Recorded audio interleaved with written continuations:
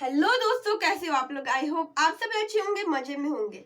मेरा नाम भारती और मैं आज आप लोगों के लिए क्लास 8 हिस्ट्री का एक टॉपिक लेकर के आई हूँ जिसका नाम है सोशल इम्पैक्ट।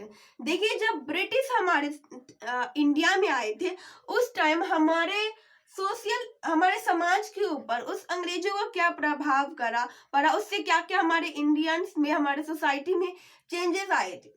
देखिए, जब ब्रिटिश इरा थी, मतलब जब ब्रिटिश का शासन चल रहा था, उस टाइम में बहुत सारी घटनाएं घटी थी और जिसमें कुछ ऐसे भी घटनाएं थी जो कि हमारे समाज को एक अच्छा रास्ता दिखाती है।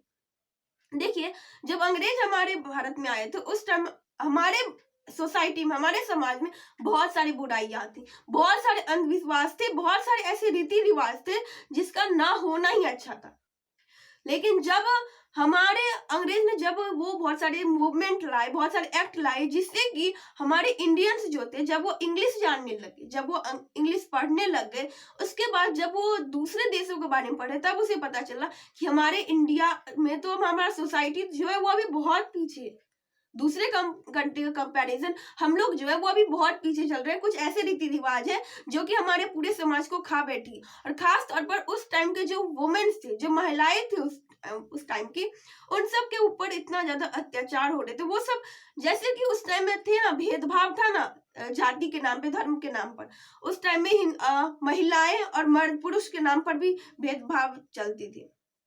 कोई महिला अपने घर के चौखट के बाहर कदम नहीं रख सकती थी, वो कोई बाहर का काम नहीं कर सकती थी, बाहर का कोई इंसान आए तो वो उससे बात नहीं कर सकती थी। ऐसे ऐसे हमारे उस टाइम में ऐसे ऐसे ये सब बातें चल रही थी। तो ये सब हमारे सोसाइटी में क्या थी, ये सब हमारे बुराइयां थी। तो इन सब को, बुराइयों को हटाने के लिए, जैसे ईश्वर चंद्र विद्यासागर, राजा राम मोहन राय, वो सब ने अंग्रेजों से मिलकर, दोनों साथ में मिलकर के भारत के इन रिवाजों को हटाया गया। और वैसे भी हमारा वो जो अंग्रेज थे ना, उन लोगों को भारत का जो कल्चर था वो सब अच्छा नहीं लगता था। भारत के इंडियन क्या करते थे, हाथों से खाना खाते थे, चाहे वो इंग्लिश क्यों ना पढ़े, लेकिन वो हाथों से ही खाना खाते थे। लेकिन अंग्रेज लोग हाथ से खाना नहीं खाते थे। तो जब अगर कहीं भी साथ में खाना खाने बैठते थे तो वो हाथ से खाना खाते थे और वो चम्मच से खाते थे। तो मुझसे वो अच्छा नहीं लगता था कि ये हाथ से खाना क्यों खाते हैं, क्या आखिर इसके पीछे का राज। और दूसरा ये भी कि वो सब जो थे वो सब जींस शर्ट टॉप कोट पहनते थे, लेकिन हमारे इंडियंस जो थे वो कुर्ता पैजामा पहनते थे, ये भी उन्हें अच्छा नहीं लगता था। इंडियंस क्या करते थे कि वो बीच में बाल रखा करता था, बाकी पूरा गंजा हुआ करते थे। तो ये सब उन्हें अच्छा नहीं लगता था।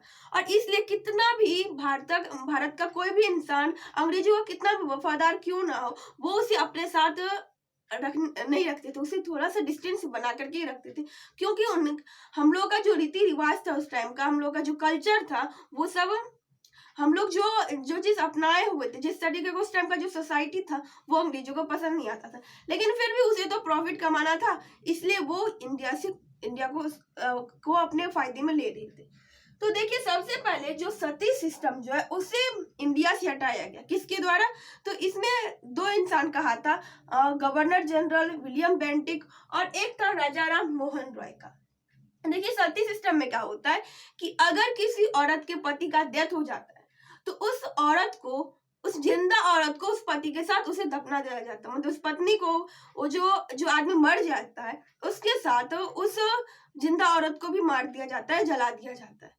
तो ये उस टाइम इस सिस्टम को लोग बोलते थे सती सिस्टम। मतलब जो औरत जल जाती थी उसे बोलता था कि ये सती हो गई, ये अपने पति के साथ चले गए। ये जो थी ये पति के लिए ही थी। अब जब उसका पति मर गया तो वो भी मर गया। अब ऐसा नहीं जैसे अभी के टाइम में अगर किसी के हस्बैंड का डेथ हो जाता है तो वो औरत चाहे तो वो दूसरा शादी कर सकती है, लेकिन पहले के टाइम में ऐसा नहीं था।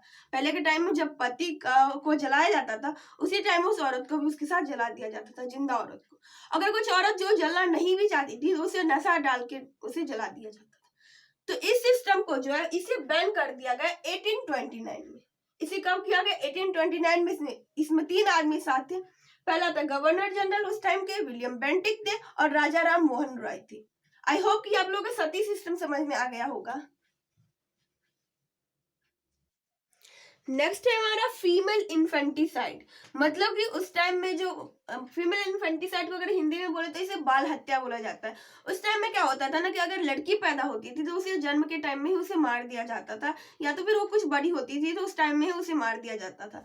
तो इस चीज को बैन किया गया 1870 में, जिसमें क्या होता है कि गर्ल को बचपन में ही मार दिया जाता है। देखिए आज की इस वीडियो में जितना भी हम कुछ भी पढ़ेंगे वो सब रहेगा गर्ल के ऊपर ही, मतलब कि वुमेन के ऊपर क्या क्या अत्याचार हो रहे थे उसके बारे में ही पढ़ेंगे।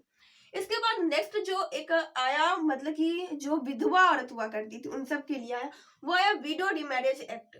देखिए विडो रिमैरेज एक्ट को ब्रिटिश गवर्नमेंट ने, अंग्रेज सरकार ने 1856 में लाया था। कुछ याद आ रहा है? 1857 में हमारा क्या हुआ था? फर्स्ट वॉर ऑफ इंडिपेंडेंस, और उससे एक साल पहले लाया गया विडो रिमैरेज एक्ट। देखिए क्या होता था, सती सिस्टम में हमने क्या पढ़ा कि उस औरत को जला दिया जाता है उनके पति के साथ। लेकिन वहीं पर अगर किसी औरत का डेथ हो जाता है, किसी पत्नी का डेथ हो जाता है, तो उसके पति के पास ये राइट था कि वो दूसरा शादी कर सकता है। लेकिन वो अगर उसका पति मर जाता है तो उसके पत्नी के पास ऐसा राइट नहीं था। तो ये मिला उसे कि दोबारा शादी किया जा सकता है। देखिए जब बोला सती सिस्टम को बैन कर दिया गया, उसके बाद सब बोलने लगे कि ठीक है सती सिस्टम हम लोग नहीं करेंगे, लेकिन वो जो विधवा बच जाएगी वो क्या करेगी, वो घर का ही सिर्फ काम करेगी और घर के किसी भी शुभ काम में वो हाथ नहीं बटाएगी। मतलब जैसे शादी हो गया या घर में कोई पूजा होगा वगैरह होगा तो उस पूजा में वो नहीं जाएगी, शादी में नहीं जाएगी, वो घर का काम कर सकती है, काम करने में, खाना बनाने में, उसमें कोई वो भेदभाव नहीं हो रहा है, उसमें कोई अशुभ नहीं हो रहा है। लेकिन अगर कोई वही पूजा होगा, किसी का शादी होगा और उसमें वो जाएगी तो वो अशुभ हो जाएगा, ऐसा माना गया था। तो उसे भी हटाया गया 1856 में। किसके द्वारा हटाया गया? तो इसमें ईश्वर चंद्र विद्यासागर का एफर्ट्स था और उस टाइम के गवर्नर जनरल जो कि लॉर्ड डलहौजी थे, इस दोनों ने मिलकर के इस सिस्टम को लाया, विडो रिमैरेज एक्ट। मतलब कि दोबारा वो जो विधवा औरत बच जाती है वो दोबारा से शादी कर सकती है। तो ये कहा जाए तो उस टाइम में किसी भी औरत के पास कोई भी राइट ही नहीं था। इन सब सिचुएशन को देख करके जब ये चैप्टर पढ़ा है इसके बाद पता चलता है, और ऐसा कहना शायद गलत भी नहीं होगा कि उस टाइम में औरत के पास कोई राइट ही नहीं था। उसके पास इतना था कि वो घर की एक नौकर की तरह है। अभी भी कुछ ऐसे गांव है जहां पर औरत या लड़की जो है वो अगर खेलने कुछ बड़ी हो जाती है और वो जब खेलने जाती है ना तो उनके पापा जो होते हैं या मम्मी होती है या दादी वगैरह होती है वो सब उन्हें मना करने लग जाती है। क्योंकि अभी भी कुछ ऐसे गांव है जहां पर इन सारे बातों को माना जाता है। देखिए नेक्स्ट है हमारा चाइल्ड मैरिज, मतलब बाल विवाह। बच्चों का ही विवाह कर दिया जाता था, बस छोटे से उम्र में उसका शादी हो जाता था 9 से 10 साल के बीच में। तो इसे बैन किया गया, पहले तो किया गया 1891 में, लेकिन इसे दोबारा बैन किया गया 1929 में। देखिए उस टाइम में क्या होता था ना कि लड़कियों का जब बचपन में शादी कर दिया जाता था तो ऐसा नहीं है कि शादी की तरह किया जाता था। देखिए वो सब क्या करते थे, लैंडलॉर्ड के साथ, अपने वो उसका जो जमींदार होता था उनके साथ शादी कर दिया जाता था। बूढ़े इंसान के साथ शादी कर दिया जाता था। पता है क्यों? क्योंकि वो अपना कर्ज, उनके पापा अगर जमीन पर खेती करते हैं और वो टैक्स नहीं दे पाते थे तो क्या होता था, वो अपने जमींदार से लोन लेते थे और दोबारा वो टैक्स देते थे। लेकिन देखिए जब वो टैक्स नहीं, वो जो लैंडलॉर्ड मतलब अपने जमींदार से जो पैसे लेते थे उसे वो अगर दोबारा नहीं चुका पाते थे तो वो अपने बेटी का शादी उस बूढ़े इंसान से कर देते थे। और इसलिए कि अब वो मेरा वो टैक्स नहीं, वो पैसा मेरे से दोबारा नहीं लेंगे, वो लोन मेरे से दोबारा नहीं मांगेंगे, इसके लिए वो शादी कर देते थे बूढ़े इंसान के साथ। तो इसे बैन कर दिया गया और उम्र बताया गया, एक एज फिक्स किया गया कि गर्ल का जो एज है वो शादी करने का वो 18 ईयर्स है। 18 ईयर्स के कम का अगर शादी होता है तो वो हमारे लॉ के अगेंस्ट है। और बॉयज के लिए 21 ईयर्स, मतलब कि 21 साल से कम उम्र का लड़का का शादी नहीं हो सकता है। देखिए ये अभी भी चलता आ रहा है कि गर्ल्स को 18 ईयर्स के कम एज का गर्ल्स शादी नहीं कर सकती है और बॉयज में 21 ईयर्स। तो देखिए उस टाइम में जो औरत थी ना वो सब पढ़ाई भी नहीं किया करते थे, पढ़ाया ही नहीं उन्हें जाता था। देखिए वो भी जो इतना सारे मूवमेंट आए थे, एक्ट आए थे इतना सारा की पढ़ाई करने के, इंग्लिश का पढ़ाई करने के लिए, तो ये सब जो एक्ट था ना ये सब सिर्फ और सिर्फ लड़कों के लिए था। पहला तो ये था कि वो अमीर इंसान का ही घर का आदमी पढ़ा सकता था क्योंकि उसका टैक्स लगता था। दूसरा कि अमीर इंसान के भी सिर्फ अपने बेटे को पढ़ा सकता था, बेटी को नहीं। लेकिन इससे क्या होता था ना, अंग्रेज को घाटा होता था। अब वो कैसे? देखिए लड़का अगर कोई 50, अगर किसी गांव का मान लीजिए 50 लड़का पढ़ रहा है और इसमें से किसी 5 को लेना है, सेलेक्ट करना है वो इंटरप्रेटर का काम करने के लिए। तो देखिए 5 इंसान को सिलेक्ट करना है तो वो कुछ ना कुछ पैसे देंगे। देखिए लेकिन अगर इसमें अगर गर्ल्स भी शामिल रहती, मतलब कि आप गर्ल्स भी पढ़ाई करती इंग्लिश लाइन में, तो क्या होता है, तो 50 के बदले यहाँ पर 100 इंसान रहते। अब 100 इंसान में से 5 इंसान को लेना, तो सब चाहते कि मेरा हो जाए, वो चाहते कि मेरा हो जाए। अब इसके लिए वो बोलते हैं कि मेरे से वो इतना पैसे ले रहे हैं, तुम अगर इससे कम पैसे में कर दोगे तो मैं तुम्हें रख लूंगा।